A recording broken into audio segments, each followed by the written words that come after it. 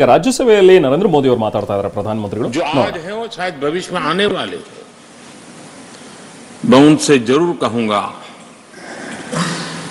कि ये जो माननीय सांसद होते हैं किसी भी दल के क्यों न हो, लेकिन जिस प्रकार से उन्होंने अपने जीवन को कंडक्ट किया होता है, जिस प्रकार की प्रतिभा के दर्शन उन्होंने अपने कार्यकाल में कराए होते हैं, उसका हमने एक गाइडिंग लाइट के रूप में सीखने के लिए प्रयास करना चाहिए। मुझे याद है उस सदन के अंदर लास्ट कुछ दिनों में एक वोटिंग का अवसर था, विषय तो मैं छूट गया मेरा, लेकिन पता था कि विजय ट्रेजरी बैंक की होने वाली है। अंतर भी बहुत था, लेकिन doctor Manmohan Singh ji wheel chair में आए, वोट किया। एक सांसद अपने दायित्व के लिए कितना सजग है उसका वो उदाहरण, वो प्रेरक उदाहरण था। इतना ही नहीं, मैं देख रहा था कभी कमेटी के चुनाव हुए, कमेटी मेंबर्स के, वो व्हील चेयर में वोट देने आए। सवाल ये नहीं है कि वो किसको ताकत देने के लिए आए थे, मैं मानता हूं वो लोकतंत्र को ताकत देने आए थे।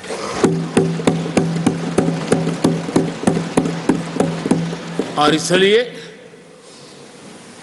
आज विशेष रूप से मैं उनके दीर्घायु के लिए हम सब की तरफ से प्रार्थना करता हूं, वे निरंतर हमारा मार्गदर्शन करते रहें, हमें प्रेरणा देते रहे। आदरणीय सभापति जी, जो हमारे साथी नए दायित्व की ओर आगे बढ़ रहे हैं, इस सीमित विस्तार से एक बड़े विस्तार की तरफ जा रहे हैं, राज्यसभा से निकल करके जनसभा में जा रहे हैं, तो मैं मानता हूं उनका साथ, यहां का अनुभव, इतने बड़े मंच पर जा रहे हैं तब देश के लिए एक बहुत बड़ी पूंजी बनकर के निकलेगा।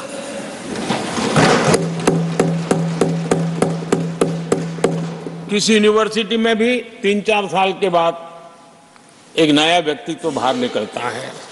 ये तो 6 साल की विविधताओं से भरी हुई है, अनुभव से घड़ी हुई एक ऐसी यूनिवर्सिटी है जहां 6 साल रहने के बाद कोई भी व्यक्ति ऐसा निखर करके निकलता है, ऐसा तेजस्वी बन करके जाता है, वो जहां भी रहता है, जिस भूमिका से रहता है, वो अवश्य हमारे कार्य को अधिक ताकतवर बनाएगा, राष्ट्र के काम को गति देने का सामर्थ्य देगा।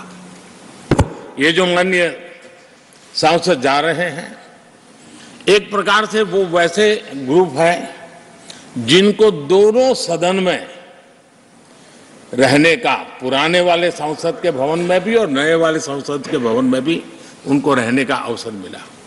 ये साथी जा रहे हैं, वो आजादी के 75 वर्ष अमृत काल का, उसके नेतृत्व का साक्षी बनकर के जा रहे हैं। और ये साथी जो जा रहे हैं, हमारे संविधान के 75 साल उसकी भी शोभा बढ़ाते हुए आज हम सबके साथ जा रहे हैं, तो अनेक स्मृतियां लेकर के जा रहे हैं। हम वो दिन भूल नहीं सकते कि कोविड के कठिन कालखंड में हम सब ने परिस्थितियों को समझा, परिस्थितियों के अनुकूल अपने आप को गढ़ा। यहां बैठने के लिए कहा तो यहां बैठो, वहां बैठने के लिए कहा तो वहां बैठो, उस कमरे में बैठने के लिए कहो। किसी भी दल के किसी भी सांसद ने ऐसे विषयों को लेकर के देश के काम को रुकने नहीं दिया।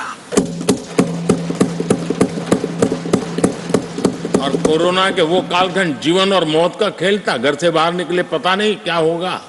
उसके बाद भी माननीय सांसदों ने सदन में आकर के देश की जिम्मेवारियों को निभाया, देश को आगे बढ़ाया। और इसलिए मैं समझता हूं कि उस कालखंड ने हमें बहुत कुछ सिखाया है।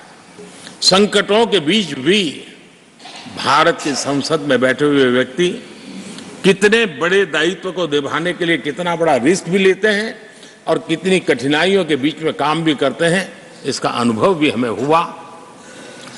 सदन में खट्टे मीठे अनुभव भी रहे। हमारा कुछ दुखद घटनाएं भी रही। कोविड के कारण हमारे कुछ साथी हमें छोड़ के चले गए, आज हमारे बीच नहीं है। वो भी सदन के इसी कालखंड के कुछ प्रतिभाएं थी जो हमारे बीच से चली गई। वो एक दुखद घटना को हमने स्वीकार करते हुए भी हम आगे बढ़ते रहे। और भी ऐसी कुछ घटना हुई, कभी कभी फैशन परेड का भी हमने दृश्य देखा, काले कपड़ों में सदन को फैशन शो का भी लाभ मिला। तो ऐसी विविधताओं के अनुभव के बीच हमारा कार्यकाल बीता। और मैं तो अब खड़गे जी आ गए हैं तो मेरा एक धर्म तो निभाना ही पड़ता है मुझे। कभी कभी कुछ काम इतने अच्छे होते हैं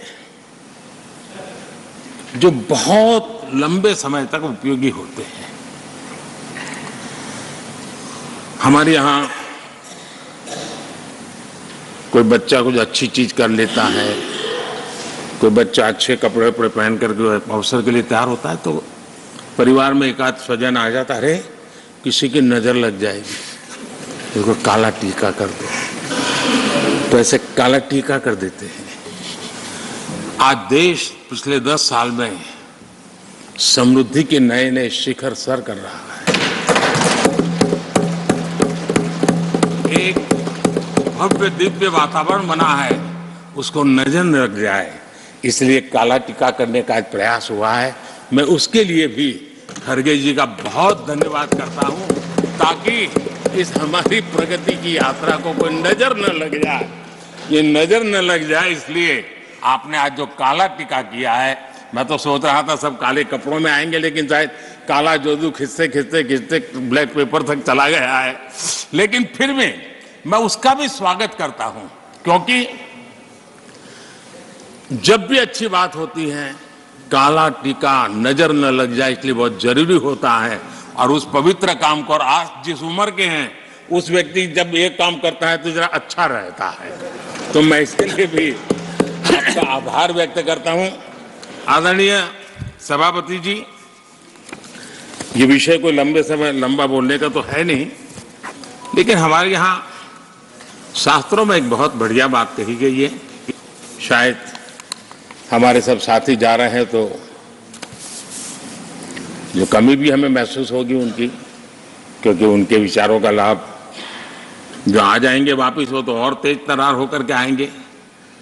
जिसको हमला करना है वो भी मजेदार हमले करेंगे, और जिसको रक्षा कवच करना बनाना है वो भी बढ़िया बनाएंगे। वो अपना काम चलता रहेगा। हमारे यहाँ शास्त्रों में कहा गया है, गुणा गुणज्ञेषु गुणा भवन्ति, गुणा गुणज्ञेषु गुणा भवन्ति, ते निर्गुणम प्राप्य भवन्ति दोषाः, ते निर्गुणम प्राप्य भवन्ति दोषाः। आस्वाद्य तोया प्रवहन्ति नद्य, समुद्र मासाद्वय भवन्तय पेया। उसका मतलब है गुण गुणी लोगों के बीच रहकर गुण होते हैं। जो गुणी लोगों के बीच रहने का मौका मिला तो उनके साथ रहने से हमारे भी गुणों में बढ़ोतरी होती है। निर्गुण को प्राप्त करके वो दोष युक्त हो जाते हैं। अगर गुणियों के बीच में बैठते हैं तो गुण तो बढ़ जाता है, लेकिन गुण ही नहीं है तो दोष बढ़ जाते हैं। और आगे कहा है, नदियों का जल तभी तक पीने योग्य होता है जब वो बहता रहता है। सदन में भी हर 2 साल के बाद नया प्रवाह आता है, और जब तक बहता रहता है, लेकिन नदी कितनी ही मीठी क्यों ना हो, पानी कितना ही स्वादिष्ट क्यों ना हो, लेकिन जैसे ही समुद्र से मिल जाती हैं वो किसी काम की रहती नहीं है, उसमें दोष आ जाते हैं, दोष युक्त हो जाते हैं।